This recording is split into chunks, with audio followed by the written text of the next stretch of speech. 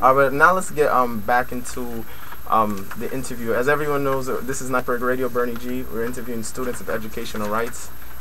We were talking about things that they have done in the last year, and also the student activity fee. One question I want to ask, because a lot of people don't really know about your organization. A lot of students don't really know about your organization. Have you tried to reach students any way, or let them know? Well, our resources for reaching students are rather limited.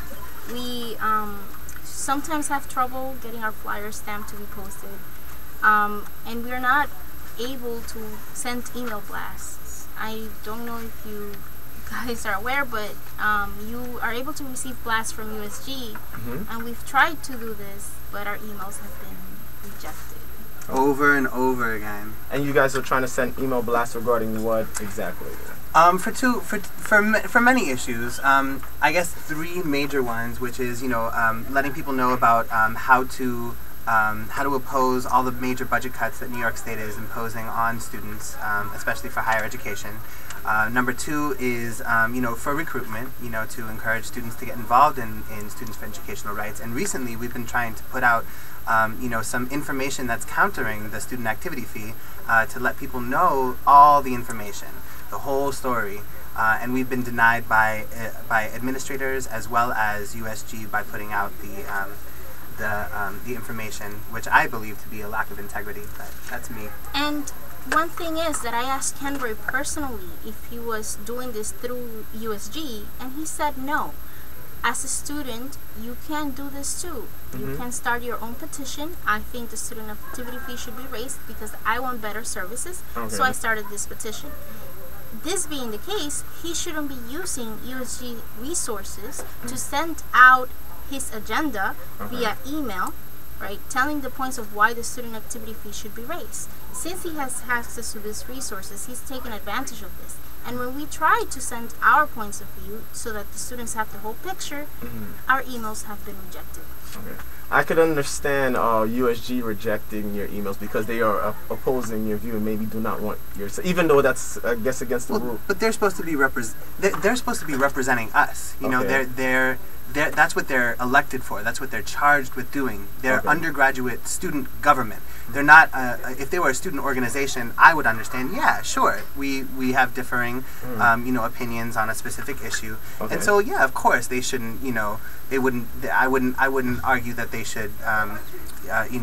Blast our information, but because they are charged by their own laws that represent them, they're charged to represent us, the entire student body, and to disseminate all the information that is relevant to the information that they're of whatever measure they're trying to put forward. Okay, because in Kenroy's interview last week, he did mention that he showed you guys how to send a message blast. Is this true or is this not true? Well, he told me to send the email. To send an email with what I wanted to send to somebody. And who was this? Do you remember who this somebody was? Or well, it's basically the person that everybody sends their email to. I think it's Curtis at ccny.cuny.edu. Who we've been rejected before. Okay. Yeah. But then a member of USG told us to draft the email and that they would send it for us. And after we drafted the email, on 2 different occasions. Okay. And after we drafted the email, they said no. Okay. So they were supposed to do this. They agreed to do this, and then they backed up. Right. Once they read what we wrote. And meanwhile, there were 2 emails that were sent out by USG representatives that gave a completely biased and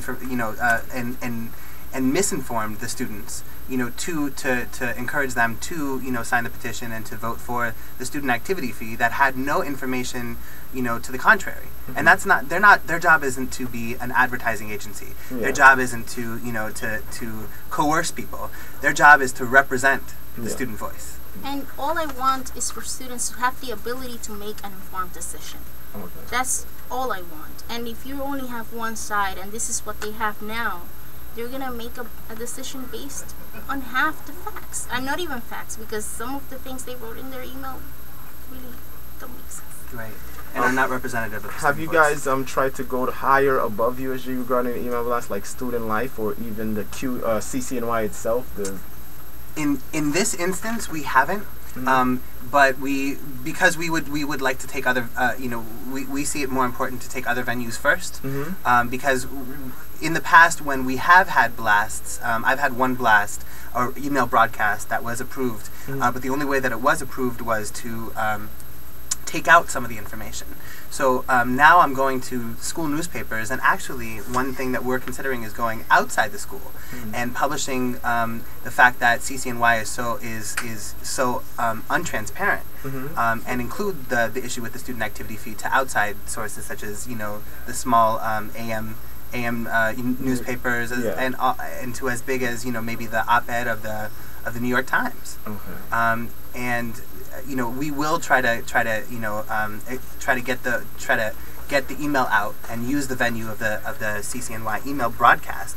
But at this point, there is so much bureaucracy that we have to go through in order to just get this email blast out, and so much less bureaucracy that we have to go through in order to get information out to a greater public. So we want to try to exploit that first. And the thing is, we've had doors closed so many times when we've tried to send other email blasts, and even in this particular instance, everybody's like shutting their doors, not letting the information get through, and that we are basically disheartened and have decided to take other routes.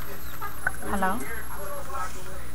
So you guys are not able, through all your means, not able to get any messages out to the student body to represent yourself regarding the student activity and other issues. Right. No, we're not able to. And in order for us to be able to, the one or two times we've been able to, we've had to tremendously change the wording and leave out information. If not, we don't get them out. Right. So. Right. This is a call. Right. Yeah, everyone, you're listening to NYPERG Radio with Student Education. We're just going to go to a quick commercial break. This is Adele Chasing Pavements, WCCO 590 AM. I'm just going to answer the phone. Alright, so she thinks hello? he should be here, so he can listen. But we weren't here for his interview. Yeah, we weren't here for his interview. That's Nor what were she we said. invited. Who was that? That's Sahar? Okay. No, because regarding he said this because I had an interview with Kenroy last, and it's all recorded online. That's why. It's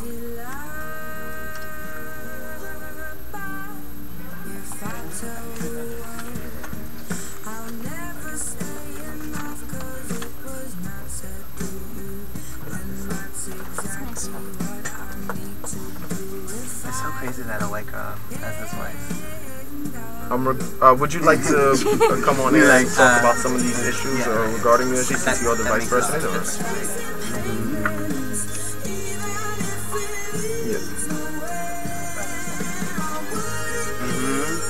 Like when I heard her voice, I heard her voice. I was like, oh, I'm like, who is this woman? And then I saw, what? She lip syncing?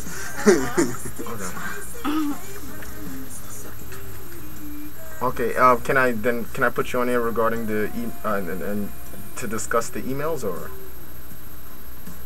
All right. Yeah. All right. Then I'm gonna end this song. Just hold on. All right.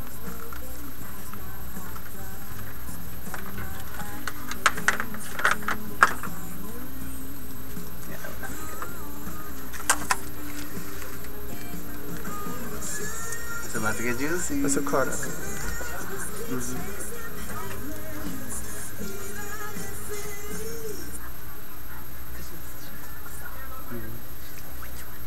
Hey, what's up, everybody? It's Bernie G, NYPERG Radio. We're back on the air with Students of Education and Right, and we got a special guest, Executive VP of USG, S.E.R. Hello? Hello? S.E.R. Yes, this is, you're on the air with NYPERG Radio. Right. This is, Glad to be here. hi, Hi. Hi, Sahar. Hi. Hello? Yes. One issue that we were talking about is regarding student educational rights claim that they're not able to send a mass email via USG because USG is here to represent all the student body, and they said they haven't regarding the student activity fee, they haven't been able to send a mass email. Yeah, and when we've been promised by several people, like Daniel Nicola, I helped draft the email that he wrote. I didn't help him specifically draft it, but I helped him with the wording, and he approved it by me, and he promised that he was going to put in some information that was less biased, and that would be the whole picture. But instead, what he did was just send out something that was entirely one-sided, encouraging people only to support the student activity fee rather than giving them both sides of the story.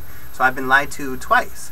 I know that with S.E.R, there was a different situation where she said, yeah, I will try to get it across, and I'll let you know. And when she let me know, she said, I can't do it because it's not in our interest. Which I would argue that that's a lack of integrity, especially because she was elected, or S.E.R, you're elected to represent the student body, including me, including my voice, and including the voice of Students for Educational Rights, and giving people free information, giving people correct information, and the whole spectrum of information. And not your interests, but the students' interests. And their interests lie on making an informed decision, knowing both sides of the story. Hello? Yes. Yes. Okay. So, according to what Davey said, I cannot speak on behalf of Daniel because he's not here. But you may, call him on board and discuss it with him. But regarding to what you just said, this is not anything to do with my interest. It's really, if I read your email, it's really accusing USG of helping, student life and the admin, and we're just basically being their puppet, which is not the case, because if student life is totally on its own, and so is student government. And this has nothing to do with my interest, because I'm here today, I may not be here tomorrow. I can send this out, but technically it's who am I supposed to send this to? I'm supposed to send this to student life, and if they're not going to do this because it's bashing them and it's giving them a wrong name. No one's here to and I have signed on the increase of student activity fee. Why? Why have you signed on, S.E.R? Why? Can I say, if student life was supposed to be on its own, then salaries from the student activity fee wouldn't be, you wouldn't be paying salaries using the student activity fee. So they're using our money, whoever is using our money to pay their salaries, so they have to work for us. Since you're already doing something illegal, you might as well. VP Sahara, one claim that S.E.R made is that 2 salaries from administration is being financed through the student activity fee. Hello?